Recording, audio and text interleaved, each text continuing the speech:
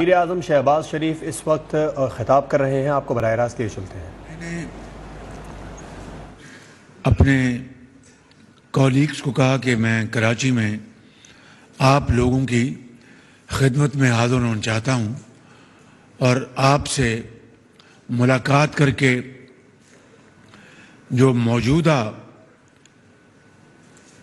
صنعتی، معاشی اور فائنینشیل صورتحال ہے اس بارے میں آپ کی رائے جاننا چاہتا ہوں۔ میں بہت شکر گزار ہوں جناب سندھ حکومت کا، چیف منسٹر صاحب کا، مفتاح اسماعیل صاحب کا، کراچی چیمبرز کا، اور جناب موتی والے میرے بہت پرانے، میری ان سے یاد اللہ۔ ویسے تو یہاں پر بہت بڑے بڑے قداور یہاں پر شخصیات تشریف فرما ہیں جن سے میری بڑی پرانی یاد اللہ ہے۔ وہ علیحدہ بات ہے کہ جب آپ اپوزیشن میں ہوتے ہیں تو چند لوگ یاد رکھتے ہیں، مگر نہ یہاں پر وہ لوگ ہیں جنہوں نے ہمیشہ مہربانی کی اور ہمیشہ یاد رکھا۔ بزرگوں، بھائی اور بہنوں، میں آپ سے یہاں پر بڑی ایک فرینک ڈسکشن کرنے آیا ہوں اور بہت شکریہ ادا کرتا ہوں کہ یہاں پہ پریزیڈنٹ کراچی چیمبر نے اور جناب موتی والے صاحب نے بڑی اچھی پریزنٹیشن دی ہے۔ میں یہاں پر کوئی سیاسی پوائنٹ سکورنگ کرنے نہیں آیا اور نہ اس کا کوئی فائدہ ہے۔ یہاں پہ بڑے سنجیدہ پاکستان کے مایہ ناز کاروباری حضرات موجود ہیں۔ میں آپ سے سیریسلی آپ سے جو اصل مسائل ہیں ان کا حل جاننے آیا ہوں کہ وہ آپ کے پاس ہے۔ شیخ صاحب بھی بیٹھے ہیں اور میرے مہربان بارش ہمارے ساتھی دوست بیٹھے ہیں اور یہاں پر ہمارے بیگ صاحب بیٹھے ہیں، بہت شخصیات بیٹھی ہیں یہاں پہ۔ دیکھیں، پہلی بات تو یہ ہے کہ ڈالر کی بات کر لیں۔ ڈالر 2018 میں، اگست 2018 میں 115 روپے کا تھا۔ جب ووٹ آف نو کانفیڈنس کے ذریعے جب ہماری متحدہ کولیشن کی حکومت بنی اور میں تمام متحدہ پارٹیز کے زعماء کا دل کی اتھاہ گہرائیوں سے شکریہ ادا کرتا ہوں جنہوں نے مجھے اپنی کمال مہربانی سے اپنا کینڈیڈیٹ چنا، جس میں پیپلز پارٹی کی قیادت شامل ہے، جناب زرداری صاحب، جناب بلاول بھٹو صاحب، جس میں ایم کیو ایم کی قیادت شامل ہے، جس میں پی ایم ایل این میری اپنی پارٹی شامل ہے، بی این پی شامل ہے، باپ پارٹی شامل ہے، اے این پی شامل ہے، جے یو آئی شامل ہے اور دوسری جماعتیں جنہوں نے اپنی مہربانی سے جنہوں نے مجھے چنا۔ میں کہنا چاہتا ہوں کہ جب 11 اپریل کو میں نے حلف لیا، اس دن تو ڈالر 189 پہ تھا، جو 115 روپے سے 2018 سے سفر کرتا ہوا 189 پہ آیا تھا۔ تو یہ جو 60-65 روپے کی اڑان تھی، اس میں تو ہمارا کوئی قصور نہیں تھا۔ البتہ جس دن اوتھ میں نے اٹھایا تو ڈالر 8 روپے سستا ہو گیا، آپ کی سٹاک مارکیٹ 1000 پوائنٹ یا 1200 پوائنٹس اوپر گئی۔ اس کے بعد کی جو صورتحال وہ میں آپ کو بیان کر دیتا ہوں۔ بالکل دیکھیے کہ پچھلی، اور without going into any political point scoring, I want to make it very clear کہ پچھلی حکومت نے جب ان کو یہ پتہ چلا کہ ووٹ آف نو کانفیڈنس شاید کامیاب ہو جائے گا، تو ان کو کسی ایک چلنتر آدمی نے مشورہ دیا کہ آپ تیل اور پٹرول کی قیمتیں سستی کر دیں۔ اب بتائیے کہ تاریخ کی سب سے بڑی قیمتیں دنیا میں اس وقت تیل کی اور پیٹرول کی ہیں، اور پاکستان قرضوں کے اوپر قرضوں کی زندگی بسر کر رہا ہے. حقیقت یہ ہے قرضوں کی میں پی رہا ہے. اور پھر آپ یہ کہیں کہ جناب یہ جال بچھایا جا رہا تھا کہ اگلی حکومت کا اگر ووٹ آف نو کانفیڈنس کامیاب ہوتا ہے تو یہ جو ساتھ جو ہے وہ جال میں پھنس جائے گا. یہ تھی وہ چال. اب ہماری ایک پولیٹیکل مجبوری بھی تھی کہ بھئی ابھی ہمیں اپنا وہ سر مڈاتے اولے پڑے کہ ہم جنہوں نے 3.5 سال تو ایک دھیلے کا ریلیف نہیں دیا عام آدمی کو.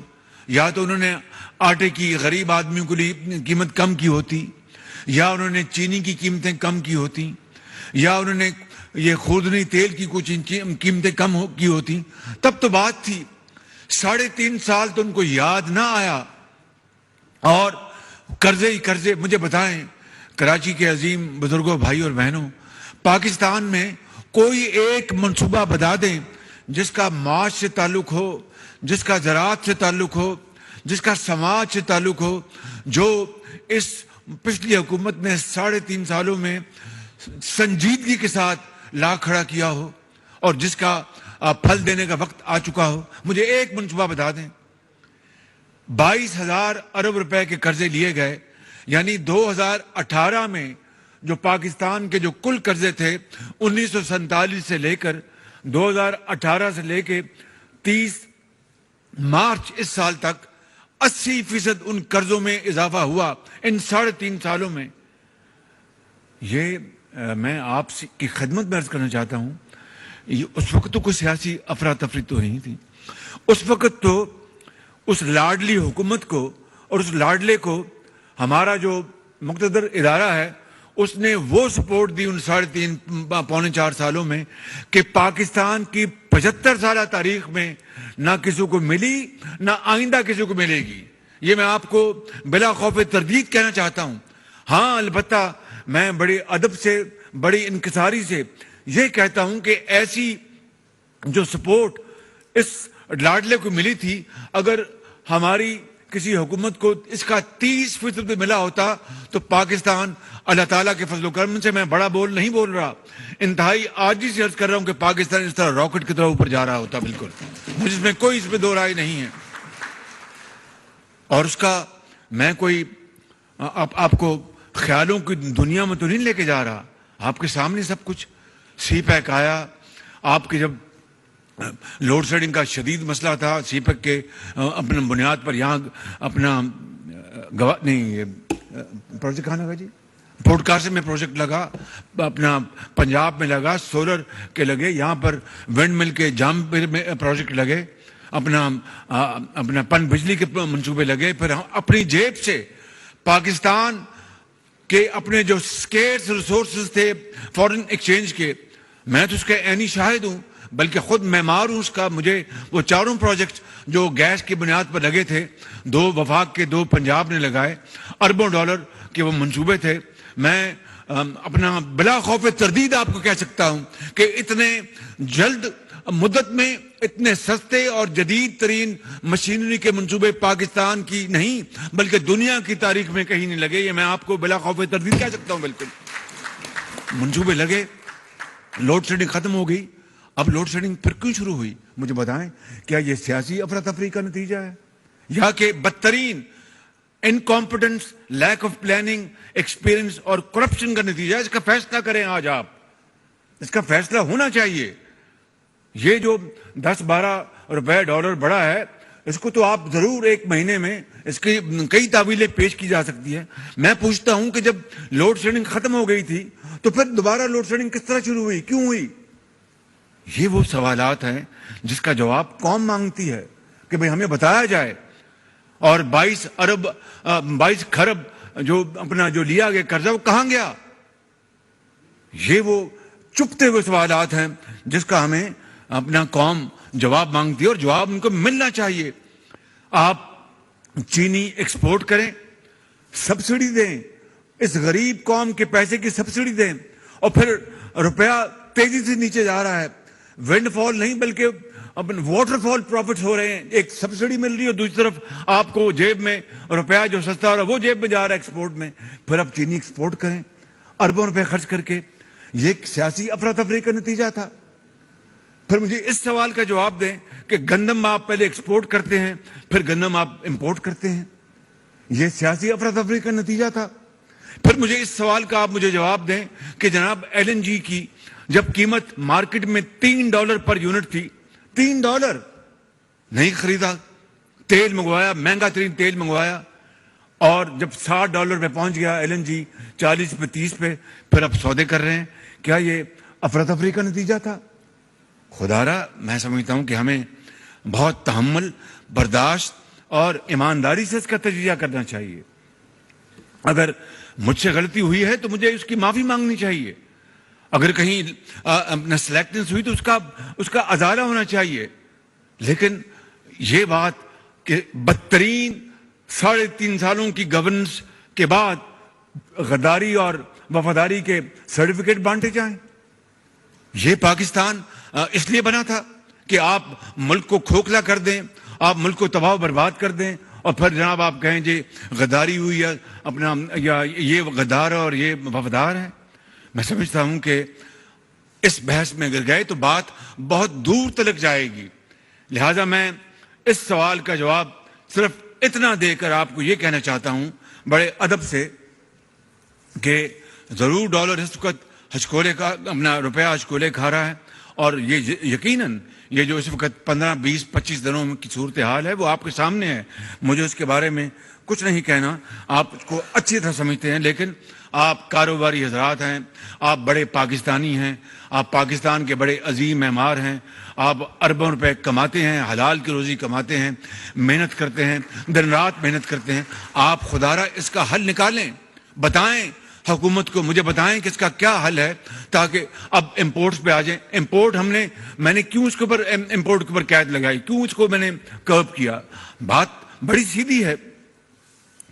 اور یہ بات جو اللہ تعالیٰ نے جن کو صاحب حیثیت بنایا ہے وہ تو امپورٹڈ ہر چیز منگوا لیں. غریب آدمی کو روٹی دال بھی مشکل ہو جائے, مہنگی ترین ہم لوگ گاڑیاں منگوا لیں, غریب آدمی کو ٹوٹی سائیکل بھی نہ ملے, اور ہم اپنے گھروں میں اپنا محلات جیسے جناب ٹوائلٹس میں بہترین لگوا لیں, ٹائلیں اور سامان لگوائیں باہر کا امپورٹڈ. غریب آدمی کو اپنا باہر کھیت میں جا کے وہ کرنا پڑے.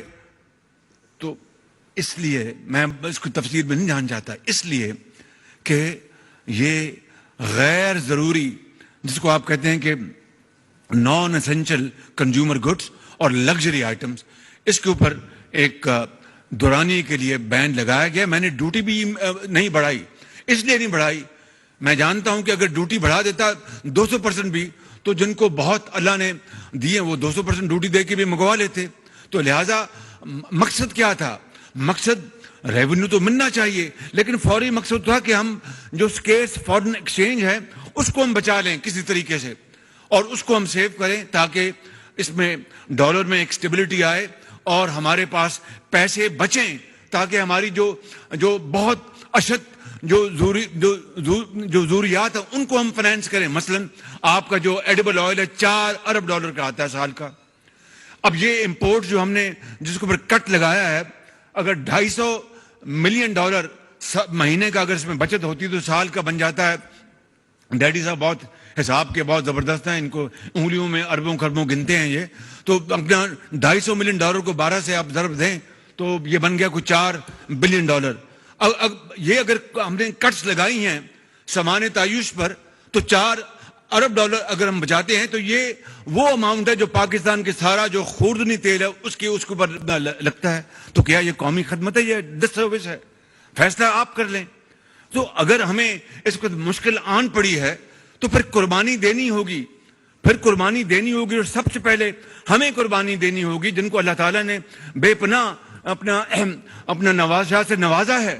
اور وہ غریب آدمی, وہ چاہے وہ دیہات میں ہے, میران کی وادیوں میں ہے, یا پنجاب میں ہے, یا گلگت میں ہے, بلتستان میں ہے, یا بلوچستان میں ہے, کے پی میں ہے, وہ غریب آدمی, وہ بیوہ اور یتیم جس کے پاس دوائی کے پیسے نہیں ہیں, جس کے پاس تعلیم کے پیسے نہیں ہیں, روتے شیرخوار بچے کے لیے دودھ کے پیسے نہیں ہیں, جس کے پاؤں میں چپل نہیں ہے اور سڑک پہ چلتا ہے تو پاؤں میں کانٹا چبھتا ہے تو خون بہتا ہے، جس کے کپڑے میلے ہیں، پھٹے ہوئے ہیں، وہ کس طرح یہ برداشت کرے گا کہ ایک طرف اشرافیہ جو ہے ہر چیز منگواتی ہے اور امپورٹڈ اپنا چیزیں جو ہیں، چاہے وہ $1000 کی ایک چیز کا ایک پیکٹ آئے یا کچھ اور آئے وہ منگوا لے اور ہمیں روٹی دال نہ ملے. تو یہ سوشلی بھی ایک صحیح قدم تھا to have a correction in our social imbalance. Foreign exchange بچے گا اس سے انشاءاللہ آپ کا، جو کہ آپ کی ضروری آپ تیل امپورٹ کرتے ہیں، آپ گیس امپورٹ کرتے ہیں، اس کے اوپر لگے گا. اور تیسری امپورٹنٹ بات ود اے کیویٹ کہ آپ کی جو لوکل جو پروڈکشن جو ہے، جو انڈسٹری آپ کی جو لگی ہوئی ہے ان اشیاء کے لیے جو باہر سے آتی ہے، اگر لیٹ سے ایک آئٹم باہر سے آ رہی ہے وہ سستی آ رہی ہے، لوکل انڈسٹری تو مر گئی، تو اس سے بھی البتہ وہاں پر ایک آپ کو کیپ کرنا پڑے گا پرائس کو، وہ ایک فارمولے کے تحت، تاکہ وہ کوئی ونڈ فال پروفٹس نہ لے سکیں. تو یہ ہے مقصد ان امپورٹس کو کرب کرنے کا، تاکہ پاکستان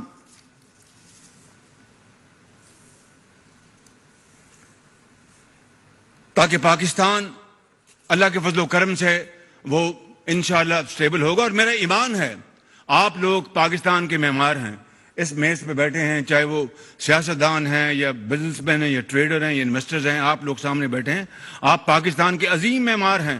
میرا یہ ایمان ہے خدا کی قسم کہ اگر ہم پوری قوم ایک مٹھی کی طرح اکٹھی ہو جائے، ایک جہاں دو غالب ہو جائیں اور ایک فیصلہ کر لیں کہ ہم نے پاکستان کی تقدیر بدلنی ہے، تو میں دن رات محنت کریں گے. تو میرا ایمان ہے کہ آپ لوگ اس ملک کے جو بہت بڑے معمار ہیں، پورے پاکستان میں آپ پھیلے ہوئے ہیں، وہ انشاءاللہ اگلے 5-10 سال میں اس ملک کی تقدیر بدل جائے گی. چین کس طرح آج اوج ثریا پر پہنچا، مجھے بتائیں، اس کے جواب دیں.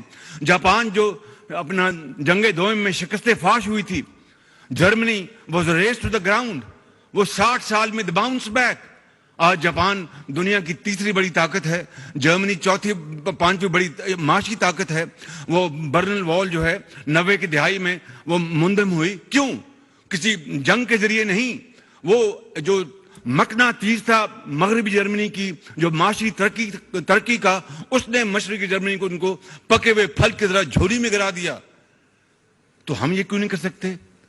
ہم کیوں؟ ہماری کیا تقدیر میں لکھا ہے کہ ہماری قسمت میں لکھا کہ ہم اسی لیے پیدا ہوئے کہ ہم غریب رہیں گے، بیکاری رہیں گے؟ نہیں نہیں نہیں نہیں، سوال ہی پیدا نہیں ہوتا. اقبال اس لیے کہتا ہے کہ تمنا آبرو کی ہے اگر گلزار ہستی میں، تمنا آبرو کی ہے اگر گلزار ہستی میں، تو کانٹوں میں الجھ کر زندگی کرنے کی خو کر لے. اور نہیں یہ شان خودداری چمن سے توڑ کر تجھ کو کوئی دستار میں رکھ لے، کوئی زیب گلو کر لے. اور یہ بھی شعر سنیں، آپ نے کر کے دکھایا ہے کہ ان اندھیروں میں بھی منزل تک پہنچ سکتے ہیں ہم، ان اندھیروں میں بھی منزل تک پہنچ سکتے ہیں ہم، جگنوؤں کو راستہ تو یاد ہونا چاہیے. اب اندھیرے ہیں نا، اپنا لوڈ شیڈنگ ہے، دوسرے ایشوز ہیں جو 3.5 سال میں بڑا غرق ہوا اس معیشت کا. تو ان اندھیروں میں بھی منزل تک پہنچ سکتے ہیں ہم، جگنوؤں کو راستہ تو یاد ہونا چاہیے. مگر وہ کس طرح؟ چھو منتر سے نہیں. کوئی اپنا اللہ تعالیٰ کا بھی حکم ہے کہ نماز اپنا ادا کرو اور رزق کی تلاش کے لیے نکل جاؤ. دن رات محنت کرنی ہوگی، قربانی دینی ہوگی، خون پسینہ بہانا ہوگا، اور جو آپ سے کمتر ہے، کمزور ہے، اس کے سر پر آپ کو دست شفقت رکھنا ہوگا، اس کو ساتھ لے کر چلنا ہوگا. پھر یہ قوم بنے گی ایک قوی اور جری قوم بنے گی. اس طرح نہیں. اس طرح اگر ہم رہے تو معاف کیجئے میرے منہ میں خاک، پھر تو 500 سال گزر جائیں گے، ہماری حالت نہیں سنورے گی. لیکن اگر ہم نے فیصلہ کر لیا تو اللہ تعالیٰ کے فضل و کرم سے مجھے کوئی اس میں شک نہیں کہ اس قوم میں اتنی ہمت اور اتنی قوت ہے، اتنے اذہان قابل ہیں کہ وہ دن رات محنت کریں گے تو یہ پاکستان ضرور. اب ہندوستان سے ہم کتنا پیچھے رہ گئے ہیں. ہاں، ایٹمی طاقت میں تو ہم بالکل کوئی شک نہیں کہ اگر وہ خدا نہ خواستہ ہماری طرف میلی آنکھ سے دیکھتا ہے تو ہم میلی آنکھ کو پاؤں تلے رون سکتے ہیں. لیکن واٹ اباؤٹ بیونڈ دس؟ وہ تعلیم میں دیکھیے کہ آج ان کی جو ایکسپورٹ ہے آئی ٹی کی، ابھی یہاں پر موتی والا صاحب نے کہا اور میں اس کا بتاتا ہوں، آئی ٹی میں ہندوستان آج $200 ارب کو چھو رہا ہے، $200 ارب کو، اور ہم $1.5 ارب. صرف $1.5. ہمارے ملک کی جو ڈیموگرافی جو ہے، ہماری جو یوتھ ہے، نوجوان نسل جو ہے، اس کو دیکھیے، بچیاں اور بچے اتنے قابل، اتنے ذہین. اگر ہم ان کو امپاور کرتے تو میں سمجھتا ہوں کہ ہماری آئی ٹی میں ہندوستان کے مقابلے میں ایک اچھی خاصی ہمارا کمپٹیشن ہوتا. آج کو مقابلہ نہیں ہے. ابھی میں نے پرسوں کیبنٹ کی میٹنگ لی اور اپنے آنریبل منسٹر آئی ٹی کو کہا کہ مہربانی کر کے 2 سال کا $15 ارب کا بنائے. اور یہ ہو سکتا ہے. $15 ارب کی ایکسپورٹ آئی ٹی میں پاکستان کر سکتا ہے. شرط یہ ہے کہ دا ول ٹو ڈو، اس کے بغیر نہیں ہوگا. اس کے علاوہ میں آپ کو یہ عرض کرنا چاہتا ہوں کہ کراچی میں نے جب گزارش کی تھی، جب پچھلے دفعہ آیا تھا تو جناب چیف منسٹر صاحب کی خدمت میں نے کہا تھا کہ وفاق کی طرف سے جو آپ کا یہ کون سی سڑک ہے، سائٹ کی ہم انشاءاللہ وہ وفاق بنا کے دے گا. لیکن سب سے بڑا مسئلہ ہے پانی کا. سینئر منسٹر یہاں پر تشریف فرمائے، میں ان کی خدمت میں عرض کروں گا. شاہ صاحب سے میری بات ہو چکی ہے. دیکھیں، $1 ارب اویلیبل ہے. سعودی عرب کا انویسٹمنٹ کا تحفہ ہے. اٹ از انویسٹمنٹ، یہ لون نہیں ہے، انویسٹمنٹ کا تحفہ ہے. اب میں آپ کو بطور خادم پاکستان آپ کی خدمت میں پیش کر رہا ہوں، آپ بیٹھیں، سر جوڑیں. حکومت سندھ، یہاں پر MQM، یہاں پر بیٹھے کاروباری حضرات، محلوں کے جو لوگ ہیں، بیٹھیں اور ایک پلان بنائیں، ایک فیزیبلٹی بنائیں.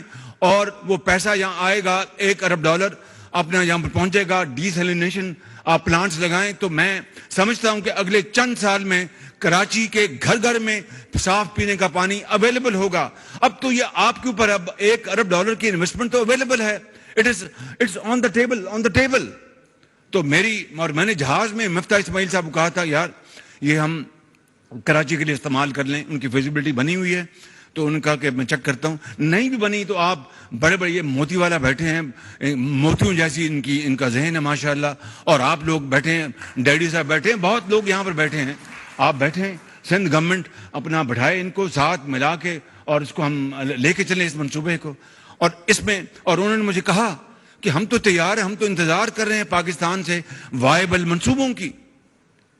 تو یہ بات میں کر چکا. اگلی بات میں نے یہ کرنی ہے آپ سے کہ آئی ٹی بورڈ اور آئی ٹی ٹاورز بننے چاہیے سارے صوبوں میں، اور اس میں ٹریننگ ہو، ہزاروں بچوں اور بچیوں کو ہم ٹرین کریں اور اس کے بعد آگے لے کے چلیں. تو یہ سب سے بڑی پاکستان کی یہ انڈسٹری بن سکتی ہے. ایکسپورٹ کے اوپر ہمیں دیکھیں، پورا ہمیں زور لگانا ہوگا ایکسپورٹس کے اوپر. وہ اس طرح میری بات سن لیں، آپ ایکسپورٹر ہیں، آپ سے زیادہ بہتر کوئی تجربہ نہیں رکھتا. میں تو ایک طفل مکتب ہوں آپ کی سامنے، لیکن تھوڑا بہت مجھے بھی یہ اس کا علم ہے. میں یہ سمجھتا ہوں کہ ایک بڑی ٹرانسپیرنٹ پالیسی بنے، بہت ٹرانسپیرنٹ پالیسی. اور گورنمنٹ آف پاکستان چاروں صوبوں سے مل کر، چاہے وہ صوبہ سندھ ہے، چاہے وہ KPK ہے، چاہے وہ پنجاب ہے، چاہے وہ بلوچستان ہے، وہاں پر export industrial zones earmark کرے. وہ زمینیں حکومتوں کی ہوں، چاہے وہ وفاق کی پراپرٹی ہے یا صوبوں کی پراپرٹی ہے. وہ زمین جو ہے وہ جو انفراسٹرکچر وہاں پر ڈیولپ کرے، وہ ایک بڑا اعلیٰ قسم کا وہ سسٹم بنا کر، پانی ہے، سڑکیں ہیں، وہ دیں. اور زمین جو ہے وہ ایکسپورٹر کو فری آف کاسٹ دے کہ یہ فری آف کاسٹ زمین ہے، آپ لیں، یہاں پر انڈسٹری لگائیں. سٹے بازی کے لیے نہیں. جو ہمارا معاف کیجئے جو ہوتا ہے، اور رکھی زمین، جناب وہ بجلی نہیں آئی، جناب وہ پانی نہیں ملا، جناب میں کچھ نہیں کر سکا، مجھے لون نہیں ملا، فلان نہیں ملا. یہ نہیں، وہ ایک ون ونڈو آپریشن. اور وہ زمین جو ہے وہ ڈیولپ کر کے، اور پھر وہاں پر پوری طرح وہ سڑکیں بچھائی جائیں، چاہے وہ شہر سے 60 میل دور باہر ہو، اپنا 80 میل دور باہر. آج کل موٹر ویز بنتی ہیں، 1 گھنٹے میں 150 کلومیٹر آپ پہنچ جاتے ہیں بڑے آرام سے. وہاں پر زمینیں ڈیولپ کی جائیں، گورنمنٹ کی زمینیں ہوں، اور وہ ایکسپورٹرز، کیونکہ پاکستان نے اگر ایکسپورٹ ہم میں آگے نہ بڑھے، آج ہم نیٹ امپورٹرز بن گئے ہیں. تو ایکسپورٹرز کے لیے ہم یہ کریں. میں نے مفتاح اسماعیل صاحب سے بات کی تھی، اور اس کے علاوہ ایکسپورٹرز پر ہم بڑا ٹرانسپیرنٹ طریقے سے بینکوں سے لون دلوائیں. جو ماضی میں مس یوز ہوتا رہا، جناب وہ میں آپ کو قصہ بتا دیتا ہوں. ایک وہ ایکسپورٹ کی اپنا وہ باہر سے دبئی سے LG کھلوا لی. نو نیمز, میں آپ کو مثال دے رہا ہوں. LG کھل گئی, وہ 3% پہ مل گیا اپنا لون, اور 6 ماہ بعد وہ بینکوں کا میرے تو وہ اپنا مال ہی نہیں مجھے ملا, ایکسپورٹ نہیں ملا, فلاں لون لے لیا, پینلٹی دی, معاملہ ختم. نہیں, اس طرح قومیں نہیں بنتی. قومیں بنتی ہیں پھر اپنا مسافر شب کو اٹھتا ہے جو جانا دور ہوتا ہے. قومیں تو اس طرح بنتی ہیں, اس کے بغیر نہیں بنتی. مسافر شب کو اٹھتا ہے جو جانا دور ہوتا ہے. اگر PI کی فلائٹ آپ نے پکڑنی ہے لاہور کے لیے اور 7 بجے جا رہی ہو کراچی سے, تو ایئرپورٹ کو آپ کو 6 بجے پہنچنا ہے اور آپ گھر میں اٹھیں 6:30 بجے, تو آپ جہاز کہاں سے پکڑیں گے؟ سوال نہیں پیدا ہوتا. آپ نے شیو بھی کرنی ہے, آپ نے اپنا برش بھی کرنا ہے, نماز بھی پڑھنی ہے, اور پھر بچوں کو پیار بھی دینا, تو کہاں سے آپ ایئرپورٹ پہنچیں گے؟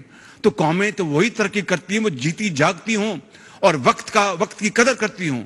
تو اس لیے میں سمجھتا ہوں کہ ایکسپورٹ بیسڈ انڈسٹری کے لیے ایک یہ انڈسٹریل زون بنائے جائیں.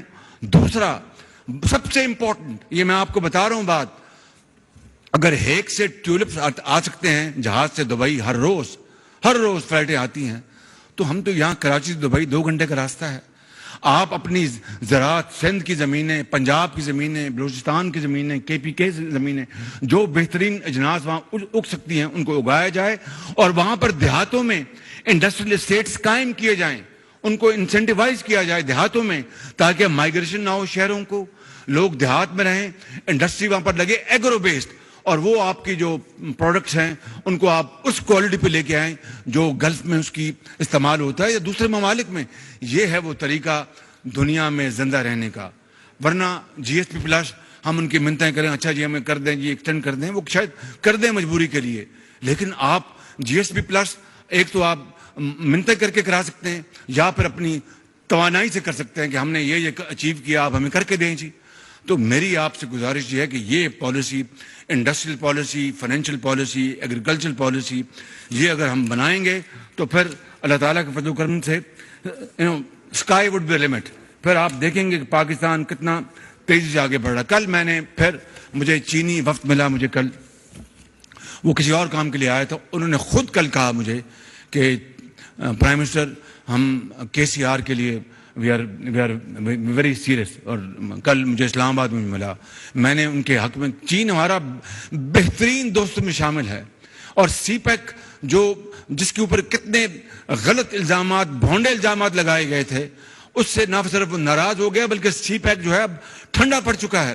مگر کل مجھے انہوں نے پھر میری امید میری دوبارہ بدی, اور انہوں نے کہا جی ہم KCR کے جو کراچی کا سرکولر جو ریلوے ہے اس کے لیے ہم بالکل وی آر سیریس. تو بہت مجھے خوشی ہوئی. میں نے ان کے حق میں پورے ہاؤس میں تالیاں لگوائیں, شکریہ ادا کیا ان کا کہ بھائی بڑی مہربانی آپ کی.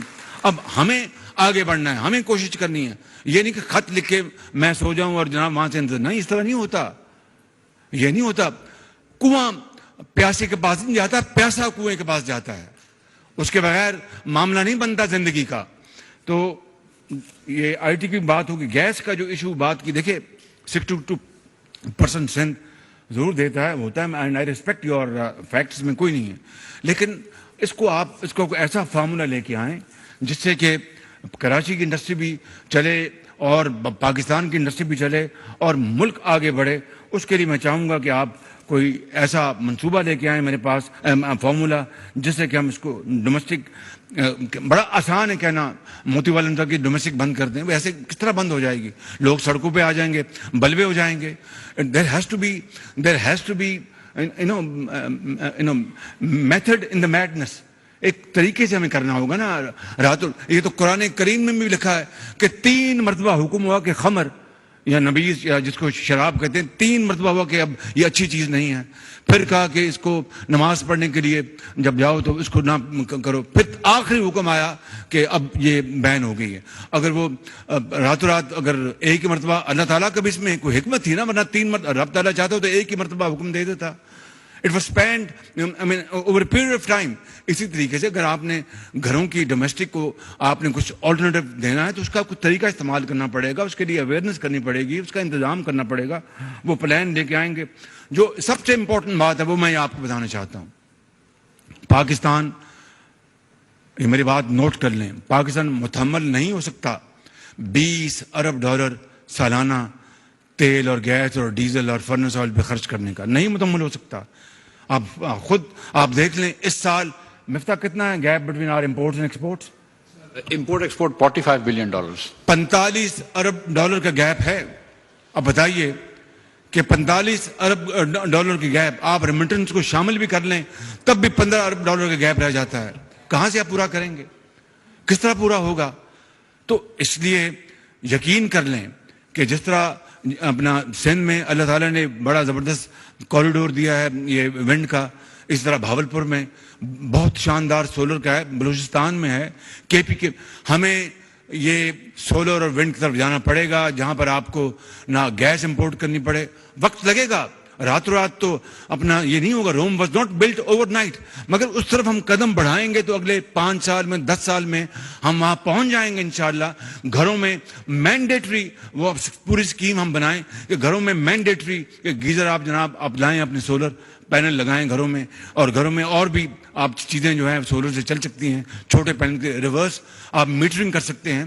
वो तफसील की बातें हैं। बड़ी बात मैं ये कर रहा हूं कि आपको ग्रीन एनर्जी पाकिस्तान में अगर आएगी, इस मुल्क का 20 अरब डॉलर जो कि शायद 20 साल बाद 40, 50, 60 अरब डॉलर बन जाए, वो आप बचा लेंगे हमेशा के लिए।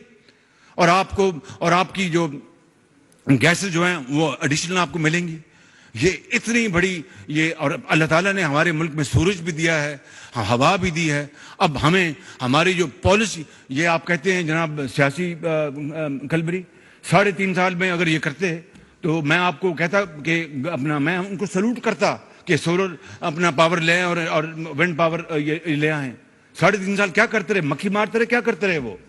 ये वो चीज़ें हैं। हमें 1 महीना हुआ है और हम एक जिंदगी के पाकिस्तान की सबसे मुश्किल तरीन हालात से गुजर रहे हैं, इकोनॉमिकली, फाइनेंशियली और सोशली। आप देख लें कि क्या सूरत हाल है। फॉरेन एक्सचेंज के रिजर्व्स हमारे क्या हैं, क्या वो कर गए अपना आखिरी महीनों में 3.5 साल एक ढिले की सब्सिडी नहीं दी।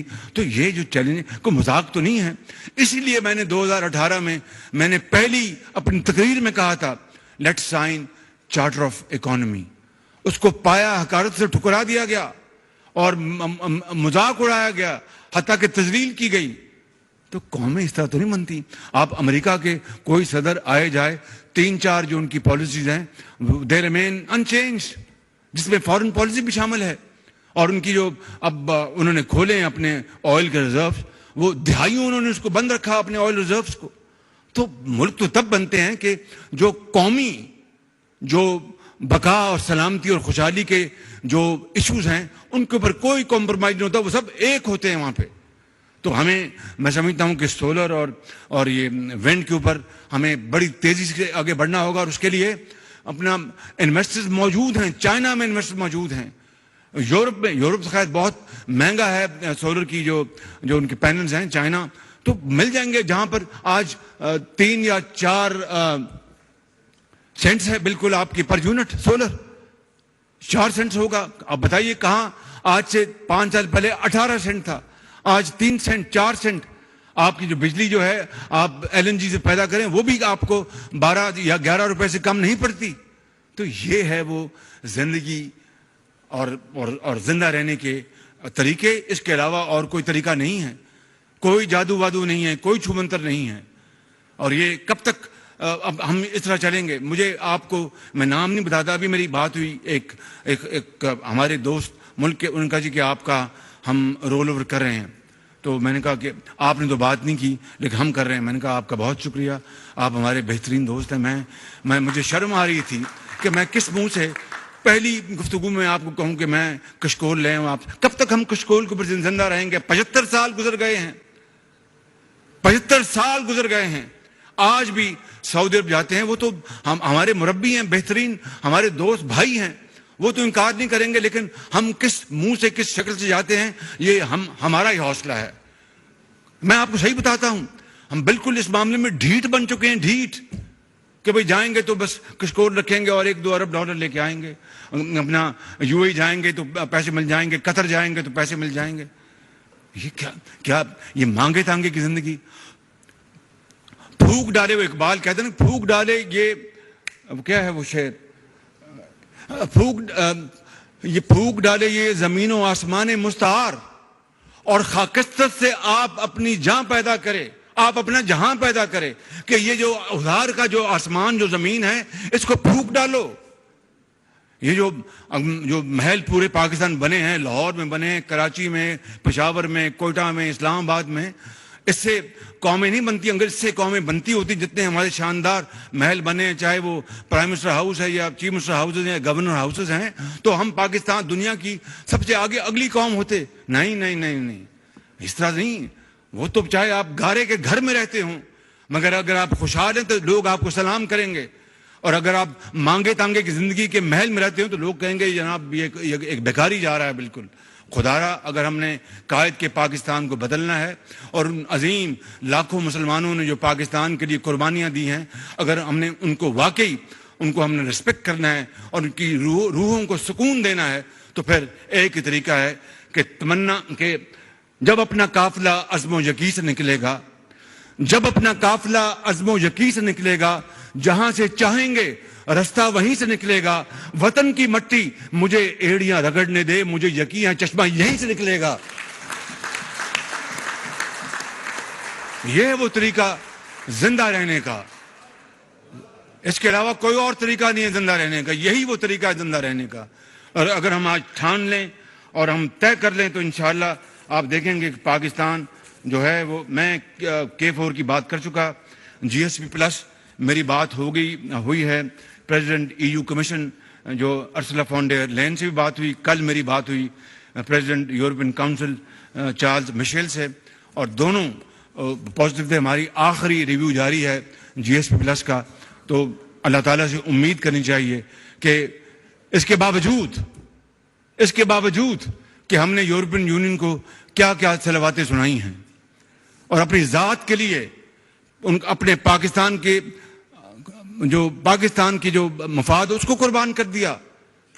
یعنی آپ دیکھیں کہ یہ ہے وہ سیاست، یہ ہے پاکستانیت، کہ انہوں نے ہم سے ناراض ہو گیا یورپین یونین، ان کو کیا کیا ہم نے تانے دیے، لیکن ان سے بات ہوئی۔ مجھے تو امید ہے کہ انشاءاللہ اللہ خیر کرے گا، اور